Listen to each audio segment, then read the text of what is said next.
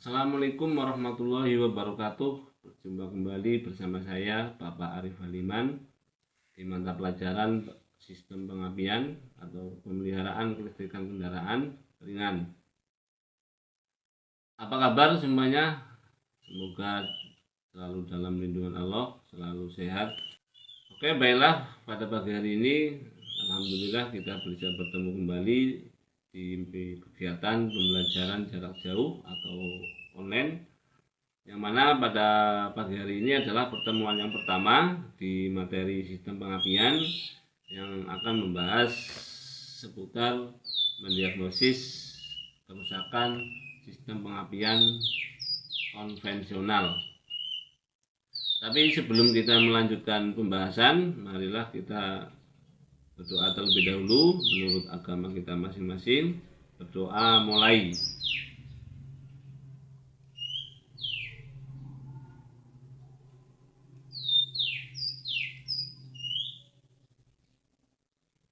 Berdoa selesai. Tujuan dari pembelajaran pada pagi hari ini adalah yang pertama yaitu memeriksa komponen sistem pengapian. Kemudian yang kedua adalah memperbaiki sistem pengapian pada kendaraan.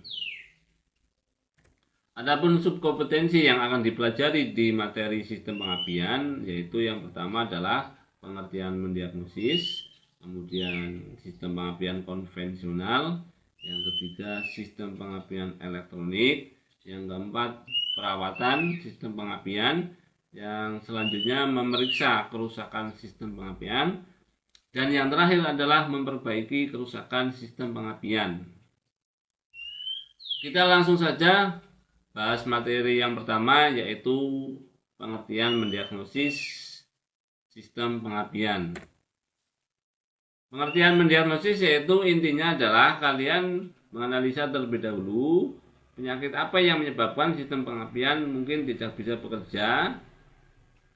Kemudian setelah ketahuan mana komponennya, kalian disuruh memperbaiki. Setelah diperbaiki, diharapkan sistem pengapian bisa berfungsi atau bekerja dengan baik atau secara normal kembali. Itu fungsi dari mendiagnosis. Adapun fungsi dari sistem pengapian, kalian sangat sudah menguasai, yaitu menghasilkan percikan bunga api pada busi guna membakar campuran udara dan bahan bakar di dalam silinder. Kemudian macam-macam sistem pengapian itu ada dua, yaitu pengapian konvensional dan sistem pengapian elektronik. Adapun sistem pengapian konvensional dibagi menjadi dua tipe, yaitu tipe konvensional baterai dan konvensional magnet. Sedangkan pengapian elektronik itu dibagi menjadi tiga tipe. Yang pertama tipe transistor, kemudian tipe DLI, dan tipe CDI. Kita bahas dulu yang pertama adalah komponen sistem pengapian konvensional. Tadi kita sempat bahas bahwa sistem pengapian konvensional ada dua, yaitu baterai dan magnet. Perbedaannya adalah yang paling signifikan yaitu di sumber arusnya, mengambil sumber listriknya. Kalau konvensional baterai ngambil listriknya dari baterai, kalau pengapian konvensional magnet ngambilnya dari magnet atau biasa disebut dengan generator, atau di kendaraan mobil biasa disebut alternator atau dinamo. Nah, kemudian yang pertama adalah baterai, yang mana fungsi baterai adalah menyimpan dan menyuplai arus listrik dan juga sebagai sumber listrik pada sistem kelistrikan kendaraan mobil atau sepeda motor. Yang kedua adalah fuse yang berfungsi untuk mengamankan jaringan atau komponen kelistrikan dari bahaya konsleting atau arus pendek. Yang ketiga adalah ignition switch atau kunci kontak yang bertugas untuk memutus dan menghubungkan arus listrik. Yang keempat adalah ignition coil. Fungsi ignition coil yaitu merubah arus tegangan rendah dari baterai 12 volt menjadi arus tegangan tinggi menjadi 20.000 volt. Yang mana nanti arus tegangan tinggi itu akan dirubah lagi menjadi percikan bunga api pada busi yang berguna untuk membakar campuran udara dan bahan bakar. Yang kelima adalah distributor atau delco. Fungsi distributor adalah untuk membagikan arus tegangan tinggi ke tiap-tiap busi. Membagikan arus tegangan tinggi yang dihasilkan ignition coil tadi menjadi arus tegangan tinggi. Dibagikan kemana? Ke tiap-tiap busi sesuai dengan urutan pengapian atau firing order. Jadi saya ulangi, membagikan arus tegangan tinggi yang dihasilkan koil ke tiap-tiap busi sesuai dengan urutan pengapian atau firing order. Komponen yang keenam adalah kabel tegangan tinggi. Kabel tegangan tinggi berfungsi untuk mengalirkan arus tegangan tinggi. Di sini kabel tegangan tingginya ada dua, yaitu dari koil menuju distributor, berarti tugasnya mengalirkan arus tegangan tinggi dari koil ke distributor, dan ada juga kabel yang dari distributor ke busi. Jadi tugasnya mengalirkan arus tegangan tinggi dari distributor ke busi. Komponen yang ketujuh adalah busi. Ini komponen pamungkas yang bertugas untuk memercikan bunga api atau merubah energi listrik tegangan tinggi menjadi percikan bunga api, yang mana sangat berguna sekali untuk membakar campuran bahan bakar dan udara di ruang bakar sehingga menghasilkan tenaga.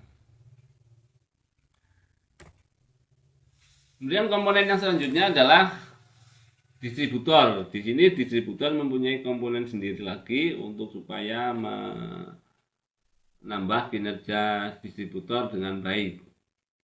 Yang pertama adalah cam. Tugasnya untuk menonjok knob.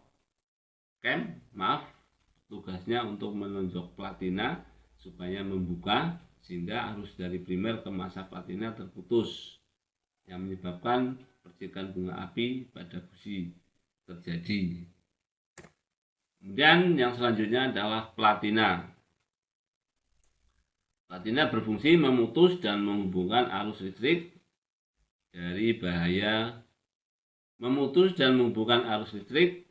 dari kumparan primer menuju ke massa, sehingga terjadi tegangan induksi pada kumparan sekunder dan terjadi percikan bunga api pada busi. Yang selanjutnya adalah kondensor atau kapasitor. Tugasnya menyimpan atau menyerap arus listrik sementara, yang nantinya arus listrik yang diserap itu dialirkan kembali ke kumparan primer supaya membantu mempercepat kumparan primer terpenuhi arus listriknya, sehingga nanti pada terjadi induksi menghasilkan tegangan listrik yang sangat besar. Kemudian juga berfungsi untuk supaya pada waktu platina membuka itu tidak terjadi percikan bunga api karena arus listriknya sudah terserap ke kondensor.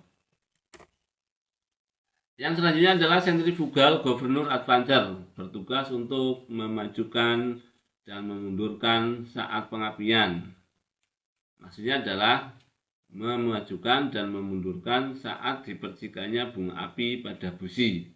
Kalau pada stasioner itu busi memercikan bunga api pada waktu 10 derajat sebelum TMA standarnya. Tapi kalau setelah putaran mesin naik itu saat pengapiannya harus dirubah, bisa 10, 11, 12, 20, 25. Nah, itu menyesuaikan beban mesin. Nah, yang mengatur adalah centrifugal governor advancer. Yang selanjutnya adalah vacuum advancer. Ini bertugas sama kayak centrifugal governor advancer, tapi ini bekerja pada saat beban rendah menuju beban menengah, yaitu sekitar 750 rpm sampai dengan 2000 rpm, yaitu sama tugasnya, memajukan dan memundurkan saat pengapian pada waktu putaran mesin naik. Tapi ini sesuai dengan kevakuman yang berada pada ruang bakar, bukan tergantung dari putaran mesin. Yang selanjutnya adalah rotor. Rotor itu berguna untuk membagikan arus tegangan tinggi yang dihasilkan koil tadi ke tiap-tiap busi. Nah, itu di dalam distributor yang bertugas membagikan ke tiap-tiap busi itu adalah rotor. Yang selanjutnya adalah tutup distributor. Ini bertugas untuk sebagai tempat kabel tegangan tinggi yang disalurkan ke tiap-tiap busi dan kabel tegangan tinggi yang dari koil. Kemudian juga mengalirkan arus, melanjutkan aliran listrik dari kabel tegangan tinggi koil ke rotor dan dari rotor menuju ke kabel busi. Itulah beberapa komponen yang ada pada sistem pengapian konvensional. Silakan dipelajari kembali video ini dan ada materinya juga atau mungkin dari referensi yang lain. Dan jangan lupa kalian absensi dan tugasnya dikerjakan supaya kalian bisa mendapatkan nilai. Oke, pertemuan kali ini saya akhiri dulu. Wassalamualaikum warahmatullahi wabarakatuh.